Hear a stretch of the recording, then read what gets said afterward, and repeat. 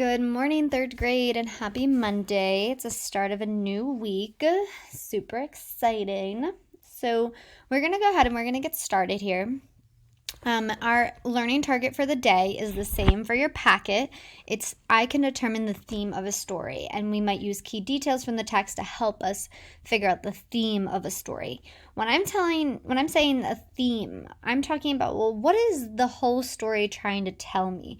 What is it about? It's kind of like the main idea, but a little bit sometimes different, especially when we're talking about especially when we're talking about fictional stories, okay? Nonfiction texts are usually the main idea. So we're going to go ahead and get started here. We're going to read a couple different ones, and we're going to answer a question about the theme of that little story. All right, so this is the first one. You should be making sure that you are reading it out loud with me if you are able to. If not, you should be reading along silently, okay? So this is called Getting Good. All right, let's go ahead and read this. It says, Christopher the dinosaur always wanted to play the piano. This way he could be like his grandfather Dino, a concert pianist. He begged his mom and dad to get him a piano. They told him, you must practice every day. That's the only way to get good at something, which is very true. So Christopher did. He practiced every day for a whole week. But he was disappointed. Even after a whole week, his playing wasn't very good. He went to ask his grandfather about this. Grandfather, Christopher said, I know you are good at the piano. Why am I not good? You have only had it a week, said grandfather. I practiced every day for years before I was any good. Keep practicing and you'll be very good indeed. Christopher kept practicing. He practiced every day for a week, then a month, then a year. After 3 years had passed, Christopher found himself performing at the Dinosaur Theater in front of hundreds of dinosaurs. Christopher received lots of applause after his performance. Grandfather Dinos was in the audience with a friend. Grandfather was so proud of Christopher that he began to cry. Grandfather's friend turned to him. How did Christopher get to be so good? He asked. Grandfather smiled. He practiced every day. All right. So which one of these quotes from the story shows us the theme or the message of the story, a main idea or a lesson, right? What is the whole point here? Okay. Is it Christopher the dinosaur always wanted to play the piano? You must practice every day. That's the only way to get good at something. After 3 years had passed, Christopher had found himself performing at the Dinosaur Theater in front of hundreds of dinosaurs. Or how did Christopher get to be so good? Which one of these is telling me kind of the lesson of the story, what the author is trying to tell you?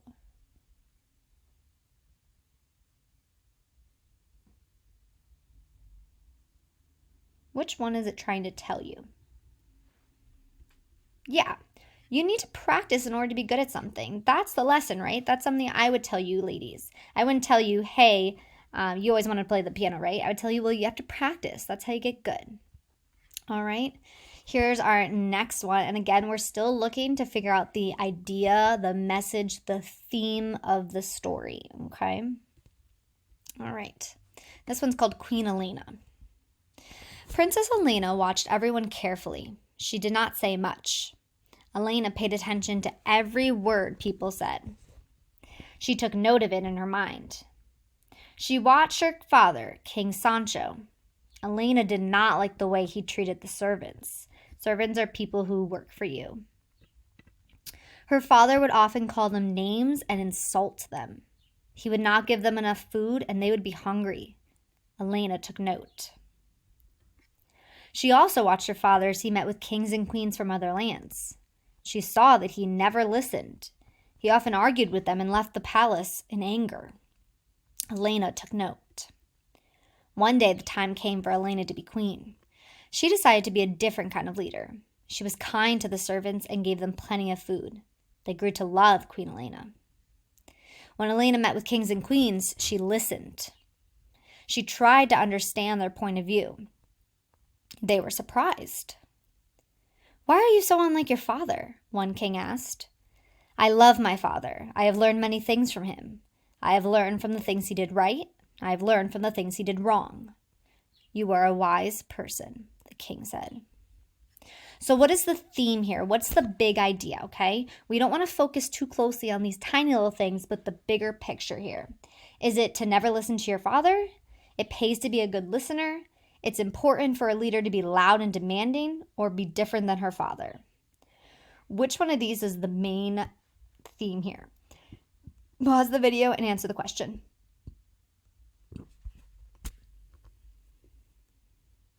What are we thinking here? What are we thinking? Yeah, it pays to be a good listener. You're listening and you're helping, and that's going to get you further, okay? All right, let's look at the next one here. Again, we're still trying to figure out the idea here. This one's called Do It Yourself. Miss Beaver needed that dam built, but she was the only beaver around. All the other beavers had gone on a camping trip. So Miss Beaver decided to get some help from the other animals at the pond. Frog, can you help me build a dam? She asked. No, but I can eat flies and hop, Frog said. That won't help. Turtle, can you help me build a dam? No, but I can hide in my shell, Turtle said. That won't help either. Fish, can you help me build a dam? No, but I can swim, Fish said. That won't help either, Miss Beaver said. She was getting frustrated. She had a job to do and no one to help her. I have no choice but to build the dam myself, she thought. So Miss Beaver began to build. It was hard work doing it on her own, but she worked all night, and when the other beavers returned from their camping trip, they saw a completed dam and Miss Beaver asleep on the shore of the pond. Wow, she did that all by herself, said Mr. Beaver.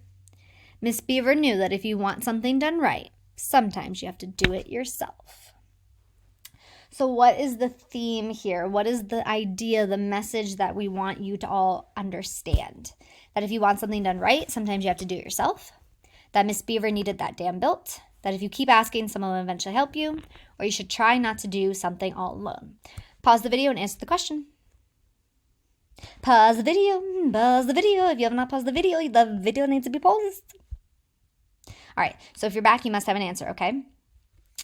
I know that it's not Miss Beaver needed the dam built because, yes, that's the problem, but that's not a theme. If you keep asking someone to eventually help you, nobody helped her, so that can't be right. You should not try to do something all alone. Well, but she did it all alone, so that wouldn't be the theme. The idea here, the theme is that, well, maybe you just got to do it yourself sometimes, right? All right, this is our last one here. What is the lesson that this story teaches readers? So again, this is the same as theme. It's asking you what the theme is. What's the lesson? This is called Comeback. The game wasn't even close. Melissa's team was losing by 42 points at halftime, and they hadn't made a basket in over 10 minutes. Things were looking bad. Melissa's friend, Emil, had come to watch and to cheer her on. But once halftime came, he left. I can't stand this anymore, he told their friend Casey. This game is over.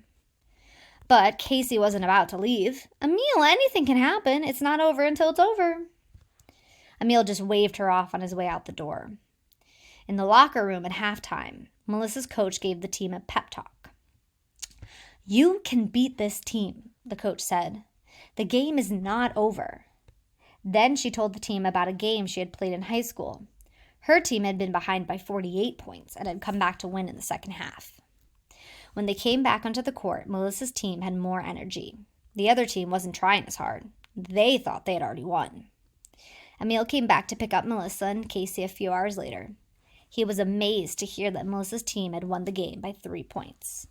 Casey, you were right, he said. It's not over until it's over. All right, so what is the lesson this story teaches readers? If you're losing at halftime, you'll always win the game. If you practice, you won't have to try hard in sports. Don't give up even when your team's losing. Or Melissa and Emil do not have a strong friendship. Go ahead and pause the video and answer the question.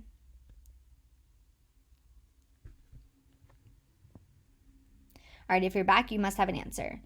Well, it seems like maybe they don't have the best friendship, but that's not the whole story, right? That's not what we're talking about here. If you're losing at halftime, you'll always win. You won't always win. And it definitely doesn't teach us that. If you practice, you won't have to try hard. No, I'm pretty sure that they had to try really hard, right? Because you're not giving up even when your team's losing. All right, excellent job, my ladies. That is it for today. Make sure that you have gone on to Freckle, that you've gone on to Zern, that you've watched all 3 videos, the CGI problem, this one obviously, and the math video for the day, because it's going to help you with your other work. And make sure you're doing the packet. All right, if you have any questions, please feel free to reach out. You can reach us via email. If your parents or guardian has our phone number, you can reach us there, and Class Dojo. All right, reach out if you ever need anything. All right, ladies, have a great rest of your day and make sure it's productive. Bye.